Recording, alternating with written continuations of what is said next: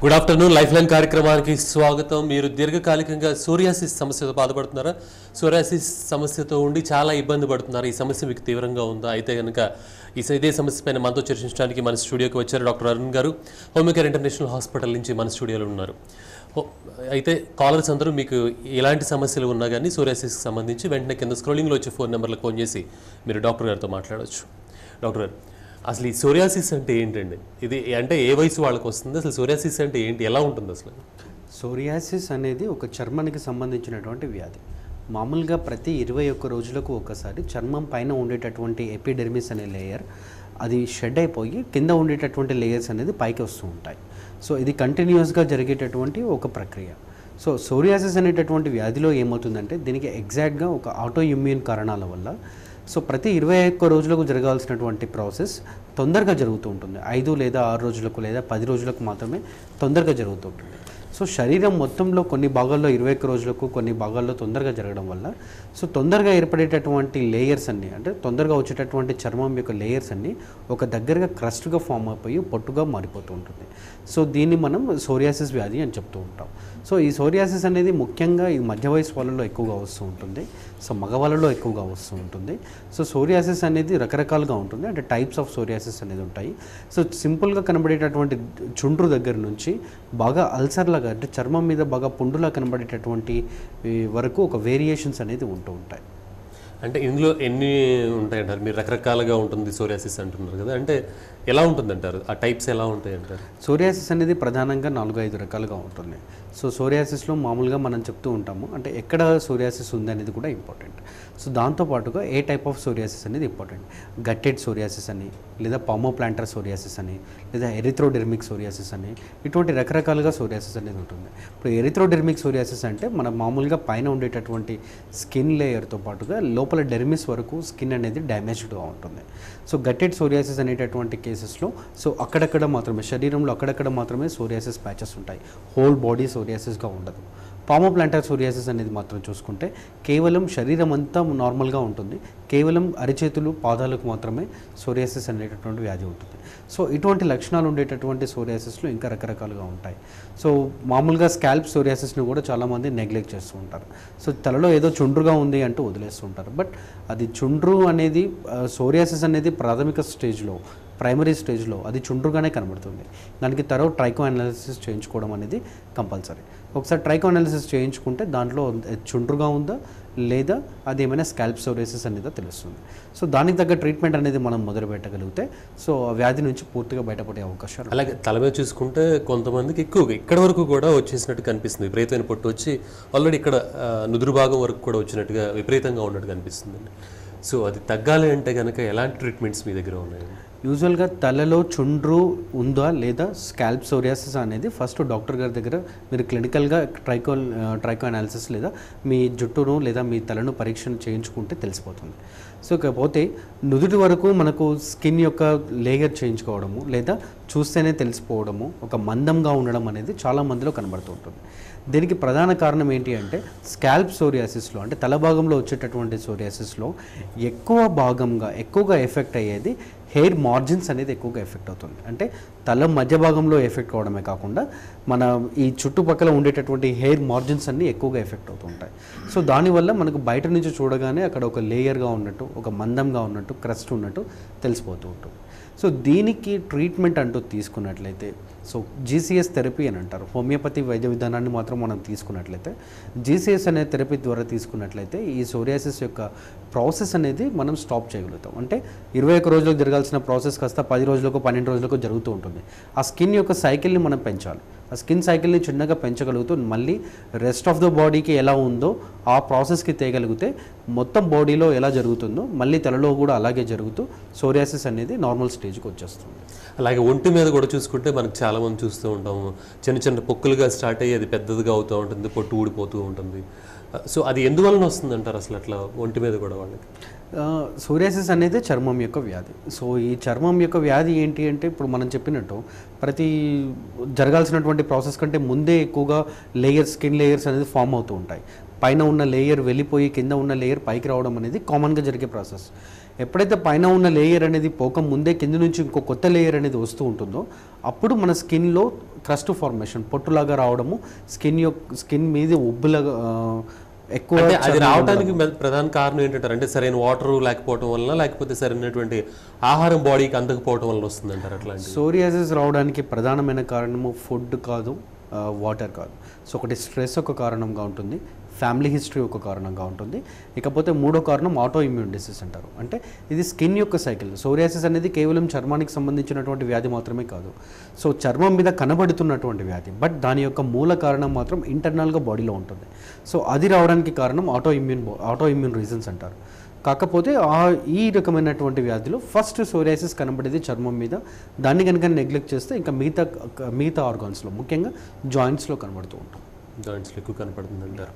అంటే కొంతమందికి చెప్తే కనుక ఏదైనా స్కిన్ ఎలర్జీ లాంటివి వచ్చినప్పుడు నూనె రాసుకోవడం కానీ, లేకపోతే ఆయిల్స్ ఏమైనా ఉంటే రాసుకోవడం, ఆ తర్వాత హెర్బల్ పౌడర్స్ వచ్చినాయి ఇప్పుడు సినిపిండి లాంటివి, అట్లాంటి వాటితో కనుక స్నానం చేస్తే కనుక చాలా వరకు రిలీఫ్గా ఉంటుందని కొంతమంది అంటూ ఉంటారు.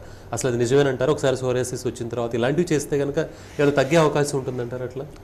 సోరియాసిస్ వచ్చినప్పుడు ఇటువంటి ప్రాసెస్ చేయడము, లేదా స్కిన్ డ్రైగా ఉన్నప్పుడు ఇంకా ఎక్కువగా క్రాక్స్ లాంటివి ఫామ్ అయ్యే అవకాశం ఉంటుంది. కాబట్టి స్కిన్ మరీ డ్రైగా ఉండకుండా కేవలం కోకోనట్ ఆయిల్ లేదా ఆలివ్ ఆయిల్ పెట్టుకోవడము, లేదా ఏదైనా మామూలు వ్యాజిలైన్ లాంటి క్రీమ్స్ పెట్టుకోవడము, నార్మల్ సోప్తో దాన్ని క్లీన్ చేసుకోవడం, లేదా మెడికేటెడ్ సోప్తో క్లీన్ చేసుకోవడం అనేది కామన్గా జరిగేటటువంటి ప్రక్రియ. అది హెల్ప్ అవుతుంది కూడా. బట్ అది కేవలం సోరియాసిస్ యొక్క వ్యాధిని మెయింటైన్ చేయడానికి, కంట్రోల్లో ఉంచడానికి మాత్రమే ఉపయోగపడుతుంది. ఇంటర్నల్గా మెడిసిన్స్ మాత్రం తీసుకోవాలి. ఇంటర్నల్గా మెడిసిన్ తీసుకుంటేనే సోరియాసిస్ జరుగుతున్నటువంటి ప్రాసెస్, సోరియాసిస్ రావడానికి గల కారణం అనేది పోతుంది. అప్పుడు మాత్రమే పైన ఉండేటటువంటి సోరియాసిస్ కంప్లీట్గా తగ్గుతుంది. బట్ తగ్గుతున్నటువంటి క్రమంలో దాన్ని అదుపులో ఉంచుకోవడం అనేది కంపల్సరీ. కాబట్టి ఇటువంటి ప్రాసెస్లు చేయాల్సిన అవసరం ఉంటుంది. అంటే మీరు చెప్తున్నారు పట్టుగా ఊడిపోతుంది, పొట్టుగా రాలిపోతుందని. పొట్టుగా ఊడకుండా కూడా కొంతమందికి చిన్న చిన్న ఇట్లా బొబ్బుల్లాగా వచ్చి, సో ఆ తర్వాత కొంచెం అది పుండులాగా ఏర్పడి మానిపోతూ ఉంటుంది అనమాట. సో అది కూడా సోరియాసిస్ కిందే వస్తుందంటారు అట్లాంటివి? సోరియాసిస్లో స్టేజెస్ ఉంటాయి. అంటే ఇప్పుడు మనకు ప్రైమరీ స్టేజ్లో ఉందనుకోండి, స్కిన్ ఒక లేయర్ పైన ఒక లేయర్ పోకముందే దాని కింద ఉండేటటువంటి లేయర్స్ కొన్నే ఉన్నాయనుకోండి, ఆ స్కిన్ కొద్దిగా రఫ్ అవుతుంది. ఆ స్కిన్ మామూలు సర్ఫేస్ కంటే కొద్దిగా ఎలివేటెడ్ ఉంటుంది, ఆ భాగంలో రఫ్ అయిపోతుంది. ఆ రఫ్గా ఉండేటటువంటి ఎలివేటెడ్ ప్లేస్లో ఒక ప్యాచ్ లాగా ఫామ్ అయిపోయి అక్కడ ఉండేటటువంటి స్కిన్ సెల్స్ అనేది షెడ్ అవుతూ ఉంటాయి. ఓకే అండి, కాలర్ ఉన్నారండి మీతో మాట్లాడటానికి. నరసింహమూర్తి అనకాపల్లి నుంచి. నరసింహమూర్తి గారు, హలో అండి, డాక్టర్ గారితో మాట్లాడండి. సార్, నేను హెయిర్ నుంచి బాగా పుట్టుగా రావుతుంది సార్. అది చుండ్రు అనుకుంటున్నా కానీ చుండ్రే కాదు సార్. 2 సార్లు చేయించినా సేమ్ అదే. మళ్ళీ చెప్పగలరా? అంటే తలలో ఆయనకి ఇంతకుముందు చుండ్రులాగా ఉంటుందని ఎప్పుడు రాలుతుందండి, కానీ అది చుండ్రు కాదేమో నా అనుమానం అండి అంటున్నారు. ఓకే, మందులు వాడారా సార్ ఏమైనా? ఇప్పుడు వచ్చి మందులు ఏం వాడలేదు సార్. ఓకే, సో మామూలుగా చుండ్రుగానే ఉంది, లేదా చుండ్రా లేకపోతే సోరియాసిస్, స్కాల్ప్ సోరియాసిస్ అనేటటువంటి ఒక అనుమానం ఉంటే మీరు ప్రధానంగా చేయవలసింది ఏంటి అంటే, స్కిన్ కేవలం రఫ్గా ఉందా, అంటే తలలో భాగంలో రఫ్గా ఉందా, లేదా నార్మల్గా ఉండేటటువంటి స్మూత్గా ఉందా అనేది ఒకసారి మీరు పరీక్ష చేసుకోవాలి. అవసరమైతే డాక్టర్ గారి పర్యవేక్షణలో ఒకసారి చూసుకుంటే మంచిది. సో ఒకవేళ నార్మల్ సర్ఫేస్గా ఉండి కేవలం కొద్దిగానే ఉంది అంటే అది చుండ్రుగా భావించవచ్చు. లేదా నార్మల్గా లేకుండా ఎక్కడైనా అక్కడక్కడగా నార్మల్గా ఉండాల్సిన సర్ఫేస్ కంటే కొద్దిగా ఎలివేటెడ్గా ఏదైనా ఉండి దాని నుంచి పొట్టు రాలుతూ ఉంటే మాత్రం అది స్కాల్ప్ సోరియాసిస్ యొక్క ప్రాథమిక స్టేజ్గా దాన్ని మనం గుర్తుంచుకోవచ్చు. దీనికి మీరు మామూలు షాంపూతో పాటు రెగ్యులర్గా ఇంటర్నల్గా హోమియోపతి మెడిసిన్ వాడుకోగలిగితే స్కాల్ప్ సోరియాసిస్ బెటర్ అవుతుంది. లేదా నార్మల్ డాండ్రఫ్ అయితే మాత్రం మీరు వాడుతున్నటువంటి షాంపూను కొద్దిగా చేంజ్ చేస్తూ కొద్దిగా హైజీన్గా, అంటే తలలో కొద్దిగా ప్రతి 2 రోజులకు ఒకసారి శుభ్రం చేసుకుంటూ కొద్దిగా హైజీన్ పాటించగలిగితే అది తగ్గిపోయే అవకాశాలు. అంటే డాక్టర్ గారు మీరు అంటున్నట్టు చుండ్రు ఉంటే కనుక కొంతమందికి కంటిన్యూస్గా వారానికి 2-3 సార్లు కనుక హెడ్ బాత్ చేసి కొంచెం హెయిర్ కేర్ తీసుకుంటే కనుక తగ్గిపోయే అవకాశం ఉంటుంది. కానీ ఆ తర్వాత మళ్ళీ అది కంటిన్యూ అవుతూ ఉంటుంది. సో సోరియాసిస్ వచ్చిందనేది మరి ఎలా గుర్తించడం అంటారు? సోరియాసిస్లో ప్రధానంగా స్కిన్ యొక్క లేయర్ కంటే, అంటే స్కిన్ ఉండేటటువంటి లెవెల్ కంటే అక్కడక్కడ కొన్ని భాగాల్లో స్కిన్ కొంచెం రఫ్గా ఉంటుంది. దాంతోపాటుగా స్కిన్ ఎలివేటెడ్గా ఉంటుంది, ప్యాచెస్ ఉంటాయి.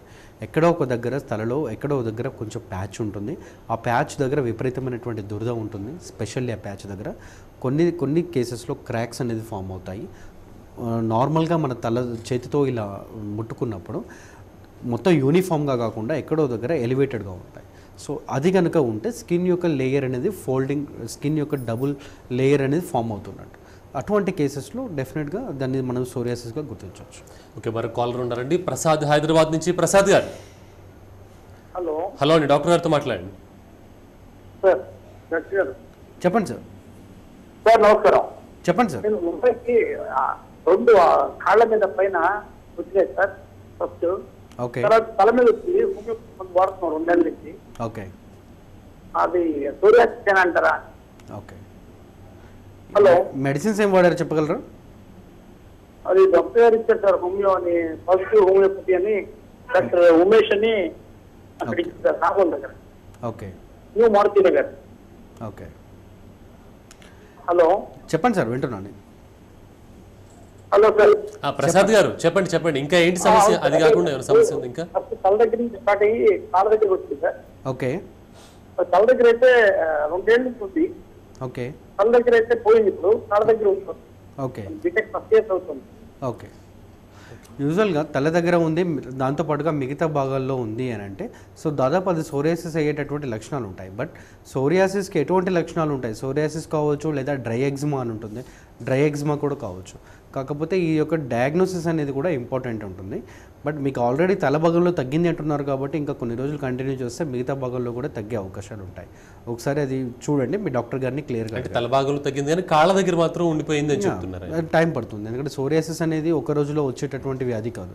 సోరియాసిస్ ఇంటర్నల్గా సోరియాసిస్ డిసీజ్ యొక్క ప్రాసెస్ స్టార్ట్ అయిన తర్వాత చర్మం మీద కనబడడానికి లేదా తల మీద కనబడడానికి మినిమం ఒక 1 ఇయర్ పడుతుంది. సో 1 ఇయర్, ఈరోజు సోరియాసిస్ వచ్చిందంటే దాని యొక్క ఇంటర్నల్ ప్రాసెస్ దాదాపు 1 ఇయర్ బ్యాక్ స్టార్ట్ అయినట్టు. సో కాబట్టి అది డిసీజ్ తగ్గడం కూడా అలాగే తగ్గుతుంది. డిసీజ్ తగ్గాలన్నా కానీ మినిమం 1 ఇయర్ టైం పడుతుంది, 1.5 ఇయర్ టైం పడుతుంది. రెగ్యులర్గా హోమియోపతి మెడిసిన్ వాడుకోగలిగినట్టయితే తగ్గుతుంది. సో మరో కాలర్ ఉన్నారండి, కనకరత్నం గారు. నాకు కాళ్ళు చేతులు పొట్టులా వచ్చి బాగా దురదగా ఉన్నాయండి. ఓకే. ఇప్పుడు 6-7 సంవత్సరాల నుంచి. ఓకే చెప్పండి. ఇప్పుడు 6-7 సంవత్సరాల నుంచి బాధపడుతున్నాను, చాలా మందులు వాడాను. ఓకే. ఈ మధ్యన కాస్త చెప్పండి. ఈ మధ్య ధర్మమణి టాబ్లెట్లు వేసుకున్నాను. ఓకే అమ్మా. రాగి చెక్క నీళ్ళతో కడుక్కుంటే చాలా వరకు క్లియర్ అయిపోయిందండి. మళ్ళీ అప్పుడప్పుడు దురద వస్తుంది, మచ్చలాగా వచ్చి. ఓకే. ఇప్పుడు చర్మం ఏమైనా థిక్గా అయిపోవడము, క్రాక్స్ లాగా ఫామ్ కావడం ఏమైనా ఉందా? మా పగుళ్ళు వచ్చాయండి, క్రాక్ లాగా వచ్చి, దగ్గరలాగా వచ్చి దురద వచ్చేదండి. ఓకే. ఎప్పటి నుంచి ఉంది ఈ సమస్య మీకు? 6-7 సంవత్సరాల నుంచి ఉందండి. ఓకే. ఇప్పుడు ప్రజెంట్ స్టేటస్ ఎలా ఉంది? ప్రజెంట్ ఇప్పుడు తగ్గిపోయిందండి, మళ్ళీ స్టార్ట్ అవుతుంది, మచ్చలు చిన్నగా దురద ఎక్కువ అవుతుంది. ఓకే. సో మీరు చెప్తున్నది ఇది పామో ప్లాంటార్ సోరియాసిస్ అంటారు. అంటే కేవలం అరిచేతులకు లేదా కాళ్ళకు మాత్రం వచ్చేటటువంటి సోరియాసిస్ ఒక సోరియాసిస్లో ఒక టైప్ ఆఫ్ సోరియాసిస్ ఇది. సో దీంట్లో ఏమవుతుంది అంటే అరిచేతు భాగంలో కానీ అరిపాదంలో కానీ మీకు ఉండాల్సినటువంటి స్కిన్ బాగా రఫ్ అయిపోతుంది. దాంతోపాటుగా చాలా టైట్గా ఉండడం వల్ల ఆ స్కిన్ మధ్యలో కొద్దిగా క్రాక్స్ వచ్చి బ్లీడింగ్ కూడా జరిగేటటువంటి అవకాశాలు ఉంటాయి. సో మీరు ఏదైనా ఆయింట్మెంట్స్ అప్లై చేయడం వల్ల కానీ లేదా వేరే ఏమైనా ప్రాసెస్ చేయడం వల్ల కానీ అది రిలీఫ్ ఉంటుంది. బట్ ఇంటర్నల్గా జరగాల్సినటువంటి ప్రాసెస్ కంటిన్యూస్గా జరుగుతూనే ఉంటుంది. దాన్ని మీరు మాడిఫై చేయనంత వరకు పైనుంచి పెట్టేటటువంటి ఈ ఎక్స్టర్నల్ అప్లికేషన్స్ వల్ల అది నార్మల్గా కనబడుతుంది. బట్ ఎప్పుడైతే మీరు పైనుంచి పెట్టే ఎక్స్టర్నల్ అప్లికేషన్స్, ఆయింట్మెంట్స్ కావచ్చు లేదా వేరే ఆయిల్స్ కావచ్చు, అవి ఆపేస్తారు, మళ్ళీ ఒక 2-3 నెలల్లో ఈ ప్రాసెస్ అనేది మొదలు కావడం వల్ల సమస్య మళ్ళీ మొదటికి వచ్చేటటువంటి అవకాశం ఉంది. సో దీనికి చేయవలసింది ఏంటి అంటే ఈ ఎక్స్టర్నల్గా ఏమైనా అప్లై చేస్తున్నప్పటికీ ఇంటర్నల్గా మెడికేషన్ తీసుకోవడం అనేది కంపల్సరీ అవసరం. ఇంటర్నల్ మెడికేషన్ ద్వారా మాత్రమే సోరియాసిస్ యొక్క ప్రాసెస్ని మనం బ్రేక్ చేయగలుగుతాం. ఆ బ్రేక్ చేయడం వల్ల మాత్రమే మీకు మళ్ళీ స్కిన్ డబుల్ కాకుండా ట్రిపుల్ కాకుండా ఆ ప్రాసెస్ని ఆపడం వల్ల స్కిన్ థిక్నెస్ అనేది తగ్గిపోతుంది, నార్మల్ స్టేజ్కి వస్తుంది. ఓకే అండి, లైఫ్ లైన్ కార్యక్రమంలో ఇప్పుడు ఒక షార్ట్ బ్రేక్ తీసుకుందాం. చూస్తూనే ఉండండి TV1.